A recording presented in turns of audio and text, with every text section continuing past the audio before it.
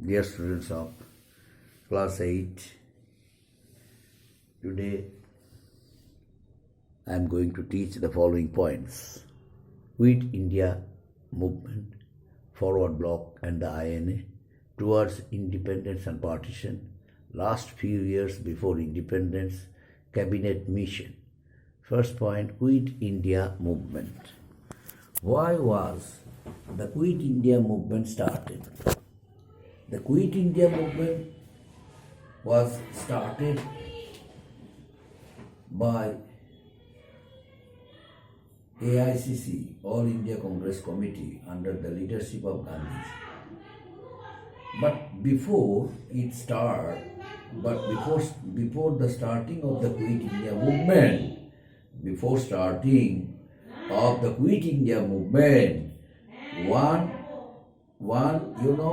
when Japan advanced towards India during the Second World War. Before Gandhiji and AICC started Quit India movement, in the Second World War 1942, Japan advanced towards India by threatening that either the British would leave the country, India, or Japan would invade that very country. Gandhiji decided to utilize the situation because Gandhiji knew that under the threatening of Japan, it should be better for them to start a new movement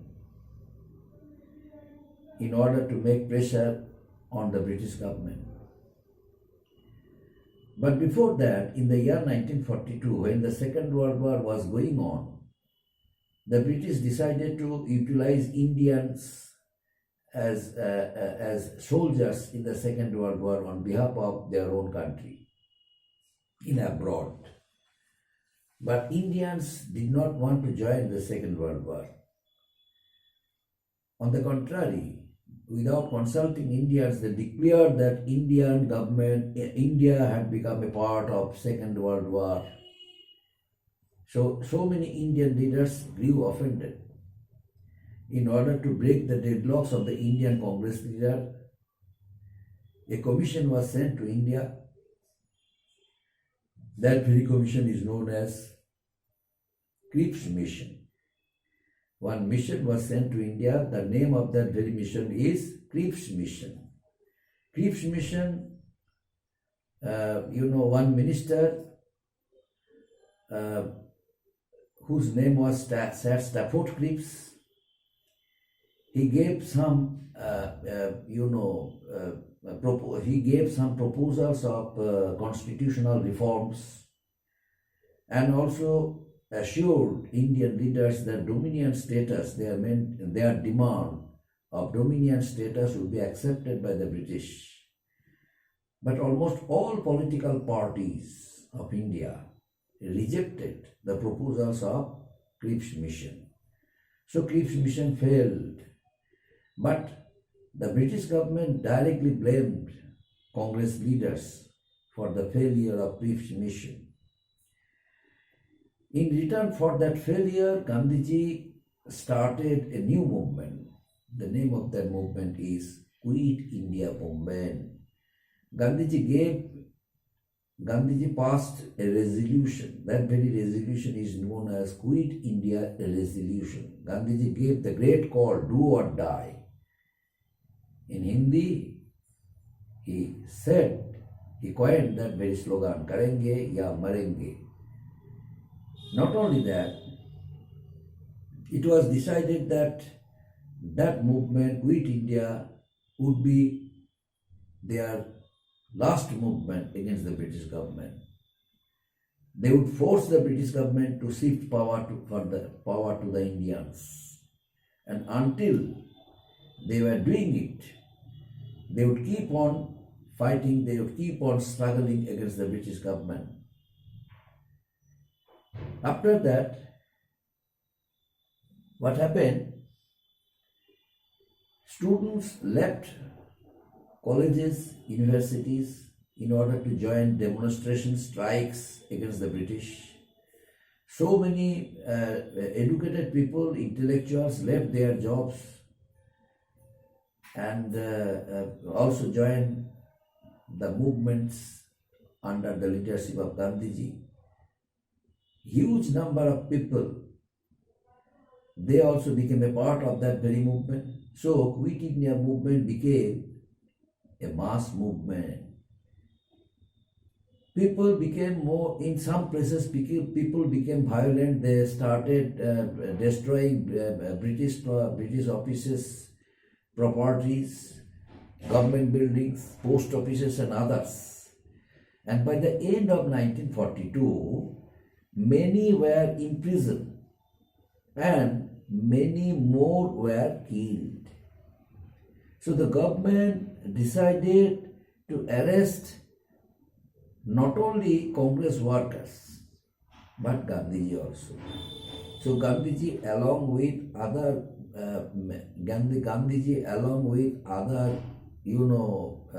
other Congress workers arrested by the British.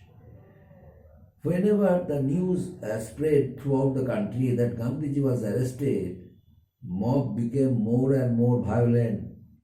The government adopted strong measures to repress the Indians. The government imposed many restrictions. So many people were arrested. Quit India movement of 1942 was the greatest movement.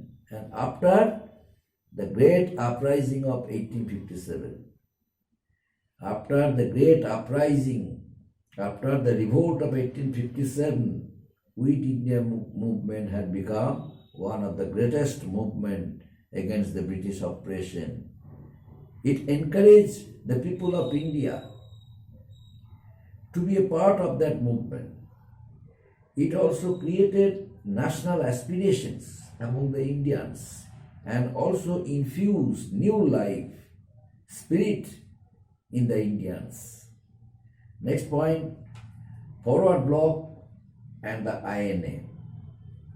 Netaji Subhash Chandra Bose left Congress because of some political differences between him and Gandhiji. But then he set up one new political party named Forward Bloc.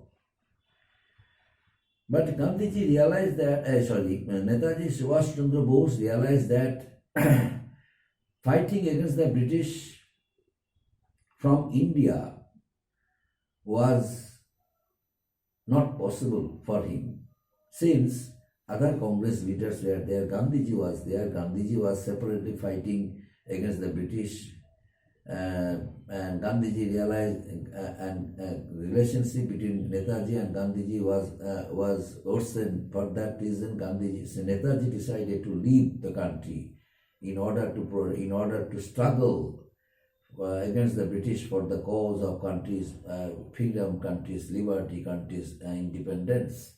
That's why with the help of Japan, Netaji Subhash Chandra Bose started fighting against the British. And not only that, Gandhiji reached Singapore and also formed the INA, Indian National Army, or Azad Hind Fauj. He also requested the government of Japan, the government of Germany, the government of Russia to give them war prisoners, POW, prisoners of war, so that he could make them as soldiers of the INA. So many war prisoners were released from their jails, and they joined. They all were appointed appointed soldiers of the INA, and by doing it, Netaji formed the INA, the Azad Hind Fauj. In the year 1943, Netaji gave the rousing war cry, Delhi Chalo, Delhi Chalo, warning the war cry, Delhi Chalo. and then he also made a women brigade. That very women brigade also gave a call. Women brigade became also very, very active. Netaji also gave that salutation, Jai Hind, in order to encourage Indians for the cause of country's freedom. The INA marched towards Imphal, and registering the victory over Kohima, and tricolour flag he raised for the first time from Indian soil at the time when the British government was there, and became the first Prime Minister of India. Now this point is discussing by other political parties whether Netaji's name should be written in the book as the first Prime Minister of India. But that will be complicated matter. Political complications should be there. I don't know what is going to happen. But in fact, the British government realized that their days in India were numbered. They would be forced to leave the country forever. They would have to shift power to the Indians under huge pressure of public opinion, under huge pressure of two countries of the world, Soviet Union, Russia and America, because at the end of the Second World War, the two countries became the two superpower blocks of the world, America and Russia. And Britain became a very, very weak country of the world because of a huge amount of money exhausted during the Second World War. And ultimately what happened? Britain realized that the process of shifting power should be immediately started under the pressure of pressure of Russia and America. Because at the end of the Second World War, many countries became independent, but India was still struggling for its independence. Next point, last few years before independence, Indians plunged into the last battle for freedom. One mission was sent to India in the year 1946 named Cabinet Mission. Now, why was it sent? In order to discuss the whole things with the Congress leaders, so that it must start the process of shifting power. And it also suggested to make one constitution. It also suggested Congress leaders to find out other ways. And an assembly consisting of 389 members was formed to draft the Constitution of India, and it was proposed to form an interim government until a constitution was formed. And Muhammad Ali Jinnah refused to accept it because Muhammad Ali Jinnah's main demand was separate country for the Muslims, and a section of Muslims felt alienated from the Congress since mid-1920s. Also, the Congress decided to make, the interest of the country. Many Muslim leaders and intellectuals expressed their concern about the separate state, about the status of the Muslim as a minority in India, and later on they felt alienated and decided to make separate country for the Muslim community. Under such conditions, Muslim League moved a resolution demanding an independent country for the Muslims, independent country, Pakistan. After the failure of the cabinet mission, the Muslim League decided to agitate, and as a result of it, there were riots in different parts of India. And on 16th of August 1946, it was declared as Direct Action Day by the Muslim League. Council saw the strength of the Muslims This council saw the action, the strength of Muslim feelings towards its demand for an autonomous and sovereign Pakistan.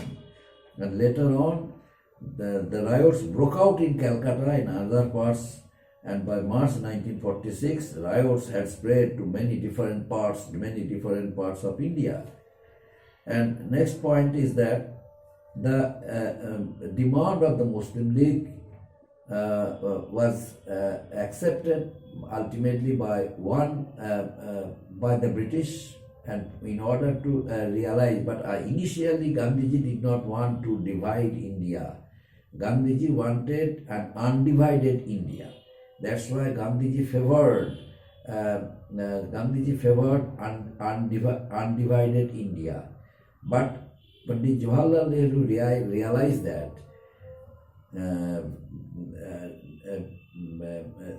forming of a separate country for the Muslims, Pakistan, would find out solution. In order to avoid riots, in order to avoid confrontation between the Hindus and Muslims, the demand of Muslim League for forming a separate state, Pakistan, should be accepted. As a result, one person, the last Viceroy of India, Lord Mountbatten, was sent to discuss the whole things with the Congress and other Congress leaders. And it was done in order to accept the demand of the Muslim League. The British government also decided to divide India into two halves, one for the Muslim League, Muslim, and another one for the Hindus, India and Pakistan. And not only that, other thing is that due to communal riots, that division ultimately was unanimously, the decision of divided India was unanimously taken. And up to this, my dear students, next day, a few more points are there. Then the teaching of this lesson will be completed. Then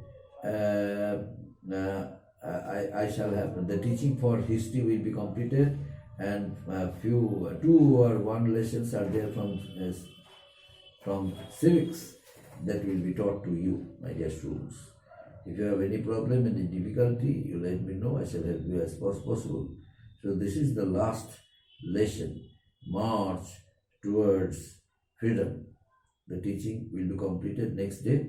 Then I shall teach you one more lesson, the United Nation. Okay, because this time 3 lessons are there: the Union Legislature, the Union Executive. These 2 already I have taught to you, and one more lesson is left from civics, that is United Nations, and one lesson, the judiciary. It is not a part of your syllabus. Judiciary, no need to study. Lesson number 4, the United Nations, that will be taught to you. Then the syllabus for the upcoming exam will be over. Teaching as per the syllabus for the upcoming exam will be over. Up to this. Thank you.